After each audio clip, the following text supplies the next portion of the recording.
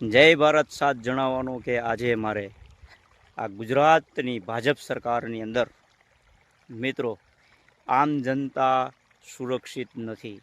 અહીંયા કાયદોને નેવે મૂકી અને સરપંચે મિત્રો વ્યક્તિએ જે પંચાયતની અંદર જે ગોટાળા થતા હોય એ ગોટાળાને લોકો સુધી ઉજાગર કરવા માટે થઈ અને આરટીઆઈ દ્વારા માહિતી માંગતા હોય છે.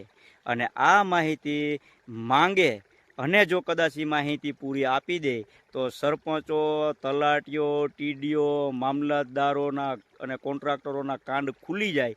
એટલા માટે થઈને આરટીઆઈ કરનાર વ્યક્તિ ઉપર મિત્રો ખોટા કાં તો ગુના કરાવવામાં આવે, કાં તો એમને મારવામાં આવે અને કાં તો એમને માહિતી આપવામાં ન આવે.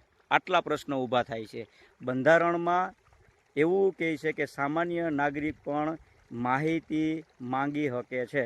તો માહિતી માંગે એને તમે માહિતી આપતા નથી અને આ ન આપવા દેવા માટે થઈને ઘણા બધી પરિબળો જવાબદાર હોય છે.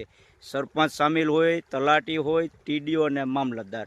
આ જે વિષયમાં જેવા કામ હોય એમાં તમામ પ્રકારમાં ક્યાંક ને ક્યાંક આ લોકોએ મોટા પાયે ગોટાળા કર્યા હોય, કૌભાંડ કર્યા હોય. જે વ્યક્તિ આરટીઆઈ દ્વારા માહિતી માંગે છે તે વ્યક્તિ લોકો સુધી પહોંચાડવા માંગતા હોય છે.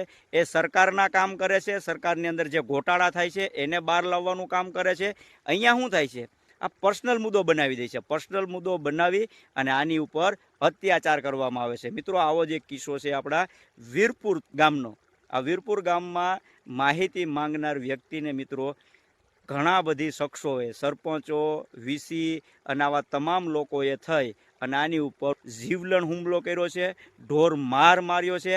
આની ઉપર કડકમાં કડક કાર્યવાહી થવી જોઈએ અને કડકમાં કડક કાર્યવાહી નહીં થઈ તો આવનારા દિવસોની અંદર હું આરટીઆઈ એક્ટિવેટ પ્રમુખ તરીકે આવનારા દિવસોની અંદર તમામ લોકોના કાંડ ખોલીશ અને ત્યારે તમે જવાબ દેવા ઊભા રહેજો. અને જો આની ઉપર તાત્કાલિક ધોરણે કોઈ પણ પ્રકારનો નિર્ણય નહીં લેવામાં આવે તો મામલતદારશ્રીને, કલેક્ટરશ્રીને અને ટીડીઓ સાહેબને મારી એક વિનંતી છે કે તાત્કાલિક ધોરણે જે લોકોએ હુમલો કર્યો છે તે તમામ ઉપર કાયદાકીય રીતે પગલાં લેવા. સરપંચ હોય કે વીસી હોય આને તાત્કાલિક ધોરણે ડિસમિસ કરવામાં આવે.